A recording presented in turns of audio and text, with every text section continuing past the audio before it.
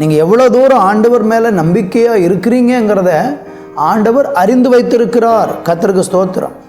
கர்த்தரை அப்படி நம்புகிற ஒவ்வொரு மனுஷனையும் ஆண்டவர் உயர்த்துவார், மேன்மைப்படுத்துவார்.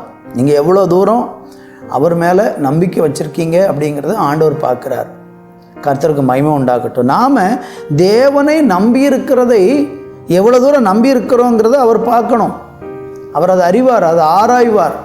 என் மேலே எவ்வளோ நம்பிக்கையாக இருக்க, உன் விசுவாசம் எவ்வளோ தூரம் இருக்கிறது அப்படிங்கிறத தேவன் ஆராய்ந்து பார்ப்பார்.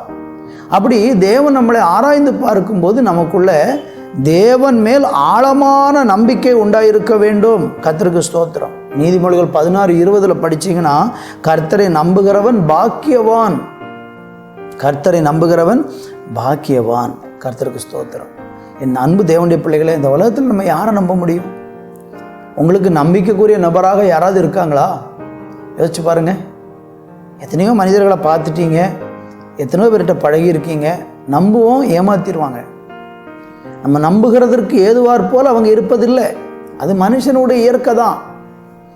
எந்த மனுஷனும் எல்லா மனுஷனுக்கு முன்னாலேயும் நம்பிக்கைக்குரியவனாக கடைசி வரலும் இருக்க முடியாது. சில நேரம் நம்ம சிலர் மேலே நம்பிக்கை வைப்போம், அவங்க காரியம் நமக்கு பிடிக்காது. நம்முடைய விருப்பம் அவங்க வாழ்க்கையில் நம்ம விரும்புறது போல் அவங்க இருக்க முடியாது. ஆனால் நாம் நம்பி இருக்கிற தேவன் சர்வ வல்லமையுள்ள தேவன். அவர் மேலே நாம் கொண்டிருக்கிற நம்பிக்கையை அவர் அறிந்திருக்கிறார். நீங்கள் எவ்வளோ தூரம் நம்பிக்கை வச்சுருக்கீங்களோ அவ்வளோ தூரம் அவர் நம்மளை அறிந்து அந்த நம்பிக்கைக்கு ஏதுவான நன்மைகளை கர்த்தர் நமக்கு தருவார். அதனால் சோர்ந்து போக வேண்டாம், இன்னும் நம்பிக்கையாக இருங்க. ஒருவேளை நம்பிக்கையில் சோர்ந்து போனீங்கன்னா, பாடுகள் வந்துட்டு, நெருக்கம் வந்துட்டு, நம்பின மாதிரியெல்லாம் ஒன்றுமே நடக்கலை, எப்படியெல்லாமோ விபரீதமாக நடந்துக்கிட்டு இருக்குன்னு யோசிக்க வேண்டாம்.